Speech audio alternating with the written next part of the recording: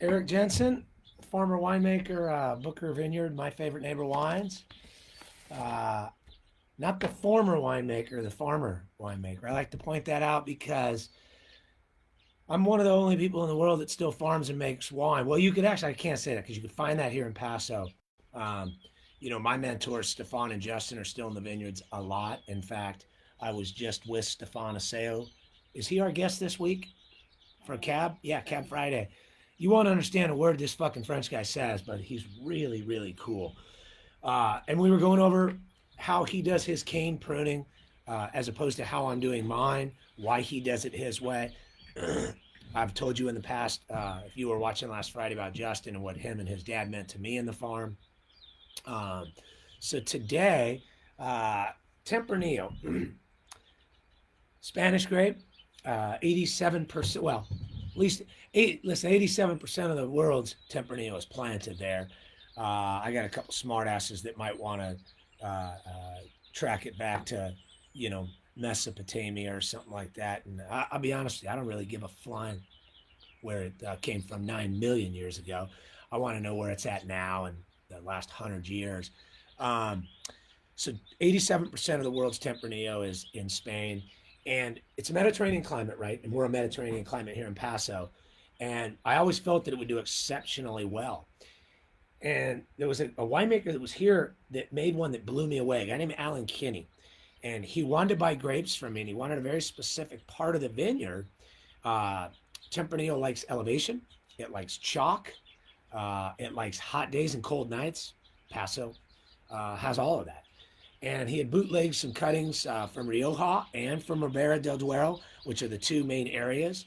The top ones in the world, if you're looking for other Tempranillos, world class Vega Sicilia, the Grand Reserve. Well, a lot of Vega Sicilias, a lot of Pingus, Palacios. Most people know Palacios or Pingus. You've seen it Pingus. Um, the Contador from Rioja. If I had a gun to my head, I would pick Ribera del Duero over Rioja. A lot of other blends are done in Rioja. Um, but right when you pull into the vineyard, it's right there. It's on a hillside. It's chalky. First of all, what are we doing, man? Let's pour a glass. Let's see what this thing's hitting like. 17 and 18 were magical. Um, uh, 17 we made a lot more than we did 18 because we had our adjoining vineyard um, uh, next door at my old assistant Connor McMahon at Full Draw. We had his, but when Juan Mercado came to town, I wanted Juan to be able to get that, and so I transferred it over to him and stuck with just my estate. So there's a lower volume in 18. It's probably sold out. There might be a couple cases left.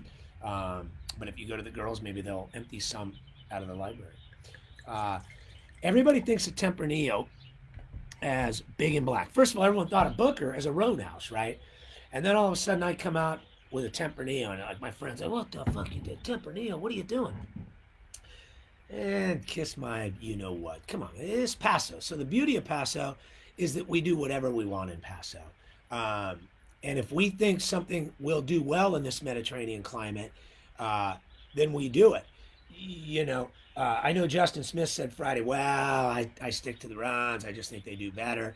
Um, but he gave in to the fact that Paso does Cabernet and Bordeaux at an extraordinarily high level.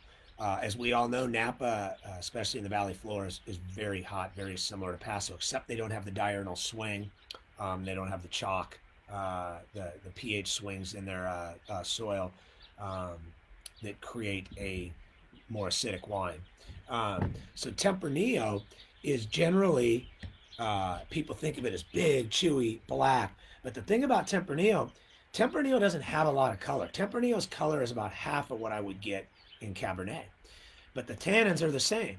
So if you don't have a lot of color to bind to those tannins, you end up having all these tannins floating around. So Tempranillo, the reason people think it's big and chewy is because there's not enough color to match up with those tannins. So it's a very difficult wine to make.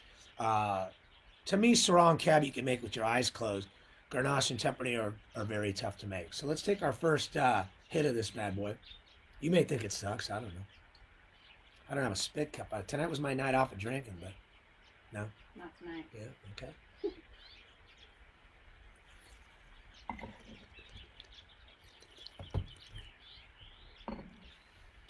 Wow. Long. You get a little bit of coarse tannins. This bottle's a little warm, ladies. Thanks thanks a lot. I put it in the fridge for you. Did you? All right. Wow, long finish. Not over aggressive tannins, as you could tell, throwing you both right under the bus. They're mad in the background. They're always we mad. put it in the fridge. So what you get from this, what you're noticing is it's definitely, a lot of people don't understand dry and sweet, so they would just say that, oh, this wine's too dry for me. Well, with red wine, man, we all want dry wines, unless you want to drink these Coca-Cola manipulated wines that are out there on the market. But I mean, are we really drinking those wines? I don't know. I don't. We want organic, biodynamic, legit. We want to know what goes in our body, in our mind, right? So we're always watching what we eat. So with Tempranillo, it accentuates, like Cabernet does, the dryness because of those coarse tannins at the end. These are very acceptable. A buddy of mine from high school, Dave, texted me earlier, hey, should I splash it around? With Tempranillo, I'm always a proponent of giving it a big splash. I think Tempranillo can always use that nice splash to open it up, get some oxygen to it, and give the perception of a little bit of oxidation and subtleness to the wine and those tannins. The reality is the tannins are there. You shaking it up isn't necessarily going to make those tannins go anywhere. So they kind of are. You're stuck with those tannins. But this wine, I think we did a great job in 17 and 18 of integrating the color and the tannins. What we learned that people refuse to pay attention to is the science I always talk to you guys about. Because we farm the way we farm, because we don't manipulate, we have to babysit these tannins so much. And racket. We got to babysit tannins so much, right? And so we watch on a graph of how those tannins are extracting from the skins in the tank, and then how much color we have that could potentially bind to those. So I may look at a graph before I go to bed at midnight, and I may send out a group text that you have to that you fuck it, I know. We may send out a text at midnight. Sorry, y'all, man. It's just a world. It's a weird world we live in here in Paso. So I may send out a text that night that at 8 a.m. or 6 a.m. we are going to start pressing immediately. And again, what'll happen in your mouth is you'll get this super dry, gritty taste, and we don't want that. We want it to be soft and seamless. So what flavors are we getting? Why don't you guys start firing some questions off what you guys are getting? What I get out of Tempranillo a lot, I get cooked fruits, right? So I get cooked plums, maybe a little stewed. That's not a bad thing. It's just a deeper, more rustic, bigger, more masculine wine. I know another great friend of mine, Pam, from Orange County. This is her favorite wine, and most women you would not think of stewed fruits. Women generally tend to go with redder, riper fruits. It's just their palate, and their palates are a little more in tune than men's are. I've mentioned that to you in the past. But Pam, Tempranillo is her favorite. And I got a lot of women on our list that just can't get enough of the Tempranillo, and I always found that odd. But we like to make sure and show strawberries, which should be synonymous with Tempranillo. What happens, though, is people let it hang too long, and a couple things happen. Tempranillo wants to ripen quickly. It wants to be picked on September 4th, September 7th here in Paso.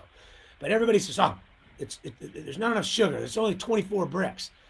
Well, 24 bricks, I don't have my calculation what it's going to equate to and what it's going to soak up to in the fermenter. Those things become different where they're raisins, et cetera, et cetera. But at 24 bricks, that's a dream come true, right? I can make a 14.5% alcohol, 14% alcohol wine. That's a dream for me. But all these young winemakers are like, no, man, I got to have this thing at 26.5. Well, with Tempranillo, if you wait to 26.5 bricks, which will equate to about a 16% alcohol wine without a bleed and feed, you're going to have no acid in that wine. So you pick up this wine, and everything that's elevated in this wine is because it has such a gorgeous acidity to it, which is almost impossible. And the reason that Paso Robles in my particular site matches up to these $800, $600 Pingus, and if you don't believe me, you can roll your eyes at me. Blind my Tempranillo against a current vintage Palacios, Pingus, Vega Sicilia, and I'll guarantee you it's a coin toss. Except that this one's a hell of a lot cheaper. How much do we charge? 80 bucks? 75 bucks? 85 bucks? A lot cheaper. So strawberries, dried fruits, cigar box, I get leather. Those are synonymous for me with Tempranillo, but the key is not over extracting. So let's take another drink, and I want you to pay attention when you take this drink. Watch how it hits the front palate the second it touches your mouth, right? And then trill it, aerate it on your tongue a little bit without dropping it all over your white pants, without dropping it over your wiener or whatever's there, or your tablecloth or your chair you're sitting in. That's why you wear a burgundy shirt. That's why I'm wearing Ron Burgundy today. It's an old shirt too. I still wear it. I don't throw anything away. I'm a pack rat. I grew up poor, man. And trill it through the middle, and then as you let it aerate and you start to slowly swallow it, that's the back third, right? What are you getting flavor-wise? You don't even need to swallow it. You could spit it out. You're going to have the same exact experience, sometimes better. And then how long is that going to stay with you? So let's roll.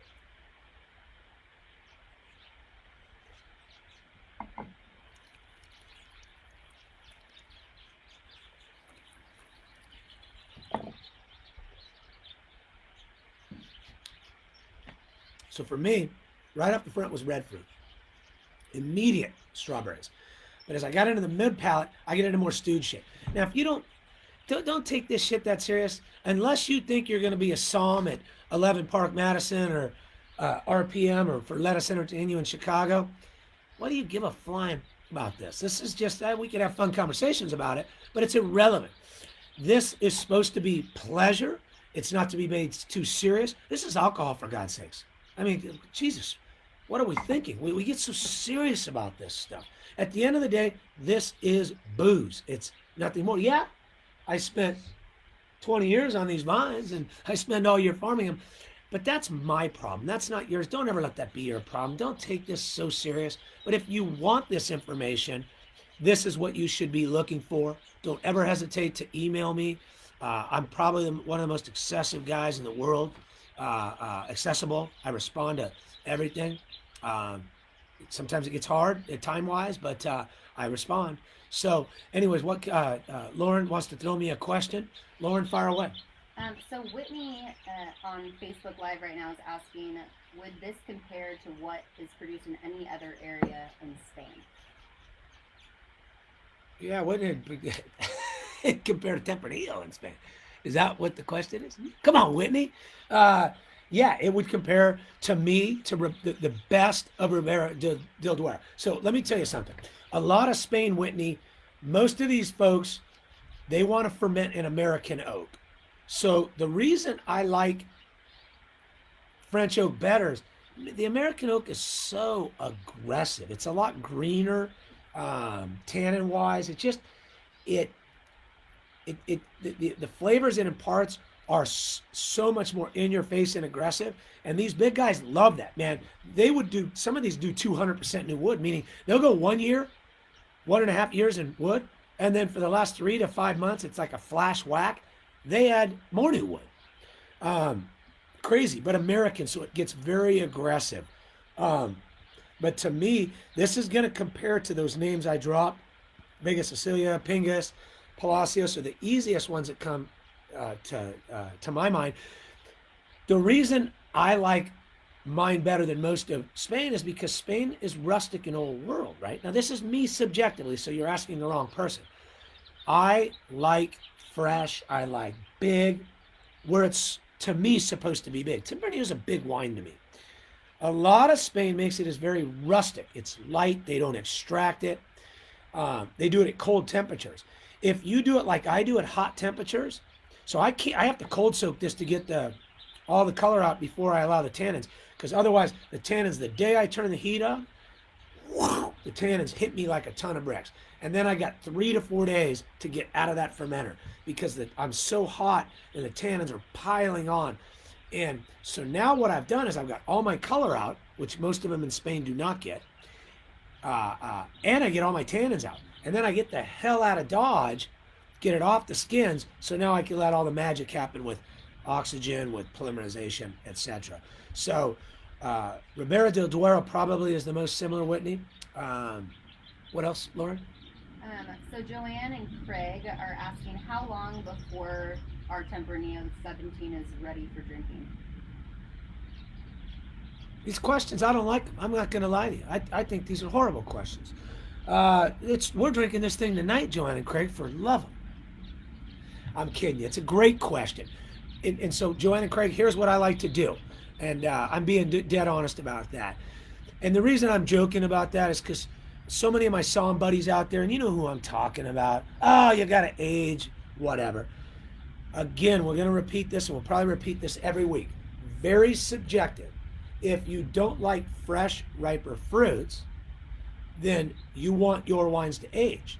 So the way that I solve your question is I open a bottle immediately. So I let the wine settle down a few weeks, and then I want to pop something, and I want to find out what it is. My buddy Jim Benz in Adremolay, he sent his stuff, and Jimmy's a freak, man. This guy, he's so talented, but my God, I want to choke him sometimes. He wants me to stand the bottle up for a week, blow on it a couple times, roll dice in front of it, polish the bottle twice, say 2 prayers in front of it, and this guy came from Sinequanon, and now Andremolay is one of the greatest cults in America, and so he has this whole protocol. And every time I get it, I think of Jimmy. I flip him off. He doesn't see it, and I crack a bottle like immediately. And I don't stand it upright. I take it out of the cellar and I pop the thing. And it's like drinking magic. So really what I want you all to do is every time you get your Booker, unless you hear me tell you to hold it, crack a bottle immediately. And here's the reason for that. How will we ever know where the sweet spot is? I tried to tell my wife this a long time ago. Like, you should take advantage of everything I'm giving you right now at 30. Because I'm going to wake up one day with all this and just some this. And so my thought was take advantage because it doesn't get any better. And I don't want to hear this that I'm aging fine and all that when she says that, because that's just a lie. I see myself in the mirror. I'm not stupid. I get out of the shower. So take these wines, open these wines up, one, when you're in the mood for a temp or a Syrah, and see what you think, because only you can answer that question, and it's your palate. And ask yourself, then wait maybe 6 months and open another one. And if you thought it got better in your mental notes, then okay, you're on to something. Hey, okay, let's roll the dice and go 6 more months. Old wine disappoints me 9 out of 10 times. And if you're out there saying it doesn't disappoint you 9 out of 10, okay, your number's 8 out of 10. But don't lie to me. And disappoint means you have these expectations that you've built up that you can never achieve. And so you have to understand that old wine serves a place and a time, and what is it and how it has evolved. But if you think that a Tempranillo in 15 years is going to be better than this, it's just probably not true. It's not going to be faster. It's not going to jump higher. It's not going to be stronger. So let's just get all that crap out of the way and talk about really what it is. The only reason we're aging wine is just to see how it evolves. And if we do truly, like my friend Chuck Smith in San Diego, likes secondary, tertiary flavors better. But Chuck is 1 in a million guys. And I mean, I said this in the first week. Open the old bottle at a party, open the new bottle, see which one gets choked down faster. The one with all the sediment that's tired and brown, or the new, fresh, ripe one. I could tell you the answer. Watch how the women scurry into another room and crack something else, while the guys are like, oh my God, I can't believe this thing still has fruit. Blah, blah, blah. Any other questions? Let's go through some notes with the girls. I don't prep for these things, you guys. I show up when we go on. So I apologize. It's not that I don't have respect for you, but because I farm it and make the wine, I kind of should know what I'm talking about, at least in my world. So I don't prep. So they give me some notes. Uh, my first experience tasting Tempranillo was an expensive Tempranillo. Fell in love with it. It was a Palacios. Um, Real quick, I'm going to turn the mic over real quick because I got a question for you. You guys do these questions. Lauren, I want you to come over here. I want you really quickly to sit, not talk about whether you combed your hair or put glasses on. And she's in the background. No, no, no. Sit down. Give us your first experience because you are the traditional, really consumer. So would you mind? So my question to you from 6 feet is Hi, going to be. everybody. Give us your first experience, what you liked or disliked. Not about that name. I don't want you to throw a brand under the bus. Okay. But then what you do love about Tempranillo. All right. So I'm going to take you back to my first experience with Tempranillo, which I've been getting roasted all day for our Instagram about Spanish wines. And my first experience was in Spain. So I was living in Switzerland, and you know, even when you're living over in Europe, a lot of wine can still be expensive. And so I was looking for quality, easy to drink wines. And I just kept naturally gravitating towards the Rioja region. And I was drinking a ton of Tempranillo. And I kept wondering what this kind of perfect pairing was. And we've had some questions on the live feed right now. And it's so funny because I was thinking about what I was eating when I was living in Switzerland, drinking all this Rioja Tempranillo. And it gets me every time because I was obsessed with this little bakery down the street from me, and they made these cute little cookies, and they were stuffed with strawberry jam, and they were addictive. And just picture me late night drinking some killer Tempranillo and these strawberry jam cookies. So that's where I fell in love with Tempranillo for the first time. Don't tell the people the stoner story. Tell them that was the real story. As far as Paso, I'm a big Epic Tempranillo fan. Always have been, and really enjoy drinking their wines alongside ours. What is it about it? About their Tempranillo? Yeah. What about the grape? Well, I think it's, like Eric said, it has a lot of bright red fruits, but it has this kind of cool balance of tannins and acidity. And when you kind of get that perfect mix, it's great for any age group to drink. Cool. I remember we were at a party, one of my release parties one time, and my buddy Bill Miller, who's a great close friend and confidant from up in the Bay Area, Silicon Valley, he had a buddy with him. And, you know, the Silicon Valley, these guys are all hotshots, right? Smart guys. And he's like, you know, wouldn't you, I was giving him a barrel sample. He's all, don't you want this bigger, more extracted? And I was looking at the glass and tasting it. Man, this thing, it was like almost syrup. The fact that a wine is big and extracted and syrupy does not make that wine a great wine. And as I continue to age physically, I'm enjoying the balance. I don't want to drink syrup. It wears you out. I used to want, and I make wines like that for that sect of people. But when it comes to Fracture and Tempranillo, I don't want to wear people out. I want those wines balanced. And I looked at him, I says, no, man, no chance. I don't want any more mass. To me, this wine's too big as it is.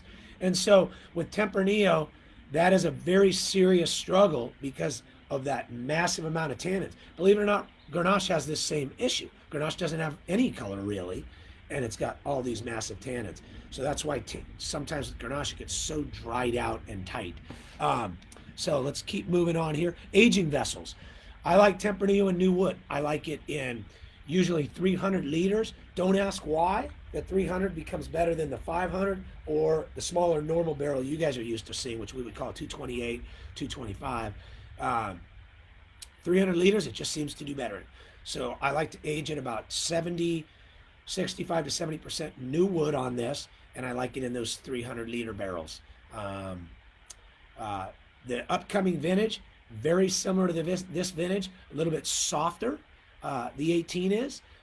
This one seems to be more masculine. That one just seems to be, as I told you, the 18 is gonna be hard to ever compare, and it was just such a dream vintage.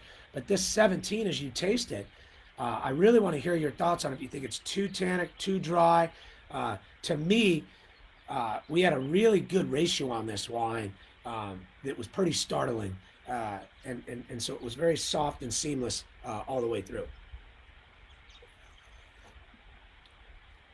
Yeah, no visible astringent. When I say that super dryness and coarseness, that's the tannins we do not want. That's why the French always said, or the British writers would say, "Oh, this wine is a baby; it needs time." Yeah, that's bullshit. The winemaker over extracted his tannins, didn't have enough color to bind, or didn't know how to get it to bind. You were left with all these tannins, so they called it a baby. A wine needs to be ready to drink immediately and needs to be able to age for 30 years. I'll take one more question. So we have Two max. So on Instagram, we threw it out to our audience to see what kind of questions they had for tonight, and one of the big ones was, why are we doing 100% Tempranillo, unlike a lot of our neighbors here in Paso who are blending it? Because they got no huevos. I don't know. What do you want to say? What would I say for a female? They got no fucking genitals, man. Yeah, they're afraid, man. Why are you guys all afraid? If any of my buddies are listening, I just think they're not afraid. Paso loves blends, but I don't know, man. Why would I blend this? You guys tell me if you think it needs something else. I think it's rolling, man. I think this is what I'm trying for. Remember, I told you I envision something up front, and then I go after trying to perfect hitting that wine in my mind. And I literally wake up at 2, 3 in the morning with new ideas, and I send them to Pete and Kyle and say, you need to try this. Pete and Kyle gave me their blend of the white the other day, and I went to bed that night and immediately started firing them new thoughts on it. And I think that it pisses them off, but at least they're always thinking. So I know they appreciate it because it keeps them thinking. And now I'm seeing them start to do that where they're firing me shit off at usually not at 3 or 3:30 or 5 in the morning, but they're now getting that never settle bug. Not that they always didn't have it, but they're getting more freedom. So I think that the three of us really like Tempranillo to speak for itself, just like we like Grenache. We also put Grenache in Vertigo and Oubliette. But if you got a badass enough site and you farm it the way we farm it, and you're in the vineyard every day like I am, set them on the table, put your junk on the table, and let's roll. And let's find out, let's see how good your Tempranillo, your Grenache really is. That's what I like to do. I'm not looking for the best blended wine. I've already got that, or that attempt, in Vertigo and Ripper. So that's why I like a single varietal fracture. I got Syrah standing out on its own, but then I also put it in Vertigo, right? I mix it a little in My Favorite Neighbor. So I like my new My Favorite Neighbor wines. They'll have a cab only component, right? Because I want to show you what I can do with just cab. I don't want to have to think I've got to blend everything to make it perfect. I think I already accomplished that with another wine. One more? David on Facebook Live says he has a couple of 22-month Tempranillos hanging around and hasn't opened any of them yet. What can I expect compared to the 2017?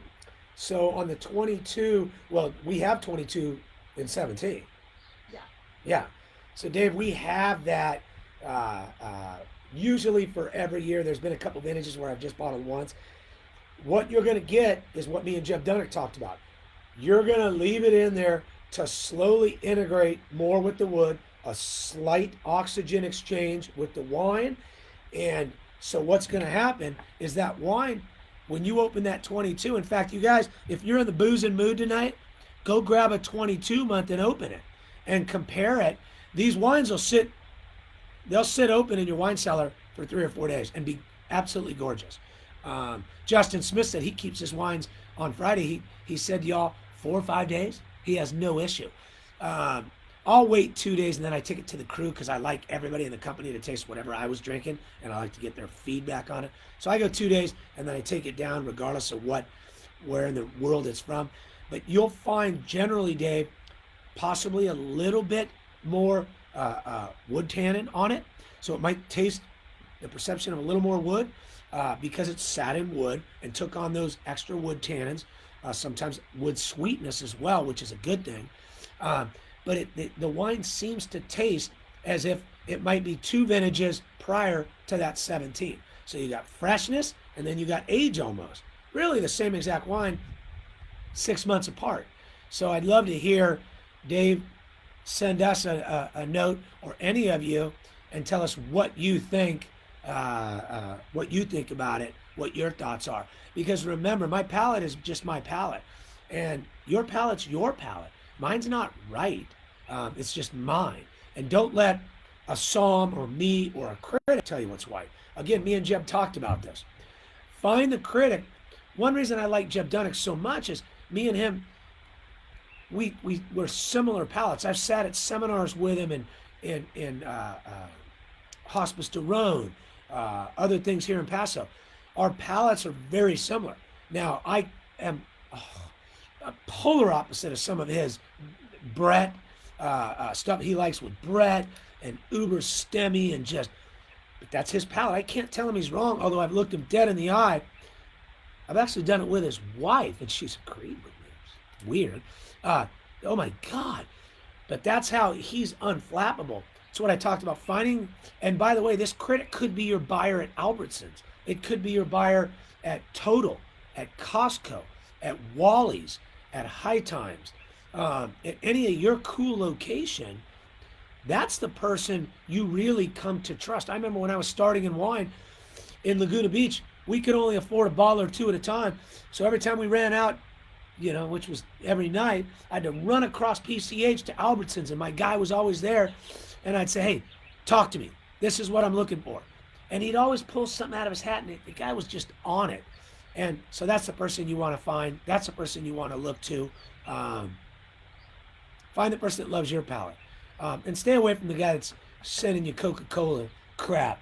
Know what's going in your body. Know why you're drinking something. By the way, tell your friends about these tastings. Tell your friends about Booker. Tell your friends about My Favorite Neighbor. Not to buy my wine, but because we bring on other guests. We talk about other people's wines, not only from Paso. I had Juan, my brethren out there in Napa, Fern Frias, Artie from Staglin, and of course Artie has his own brand, Sam Kaplan from Memento Mori and Maxim, Adam Cron, Hayes. I have so many friends there. Thomas Brown, these guys make, Tony Biaggi, these guys make such killer wines. You want your friends buying wine and paying attention to people like us that care about what goes in your body, care about what goes in this ranch. We don't get second chances at this stuff, right? Every time you buy wine from someone that doesn't care about their farming or says, well, that's too expensive.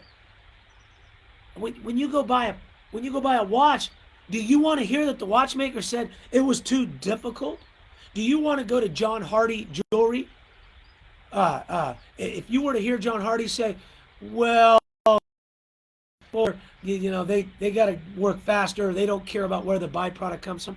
No, you buy from them because of the byproduct. I'm on an audio delay or something here. Screen looks weird, but maybe that's my tell to get the hell out and quit putting you guys to sleep. Lauren's giving me the wrap up. So you buy it because it's the best. So remember that. Tell your friends about this site, what we do, so we can tell them about our friends. They can see our friends come on because we care about what goes in your body. Money on wine. You damn well better know what goes in it. So that's it. Friday night. What do we got? Cab Collective, Stefano Seo, my mentor, La Ventura. You can always watch these late, by the way. You can always go back to the site if you can't do it live. I'm going to do some stuff in the vineyard this week too. We'll post that to our page. I'm going to show you guys how to prune. Remind me to talk about our Tempranillo. It's on a cordon, not a cane, and why we do that. We'll post that, Lauren. In the Field is now live on our Booker website. Okay. So go to Booker website and click on At Home. You have links to all of our virtual experiences as well as Eric out in the field talking about all things we're doing here at Booker Vineyard. You want to pay attention to this. Go to your Whole Foods and you just trust what they say. Watch these things, what I'm doing, how I'm doing it. You have the ability to question it. Questioning's okay. So get to our site and go to At Home. Other than that, continue to spend your money.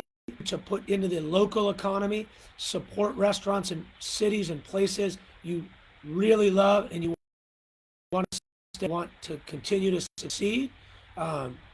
Watch out for your friends and brothers and sisters. Make sure that they have enough money to pay their bills. If they don't, write them a check. Don't expect payment. We're not keeping score. That's it, man. Love you all. Tempranillo. Compare it to the 22. That's it. Have a great night.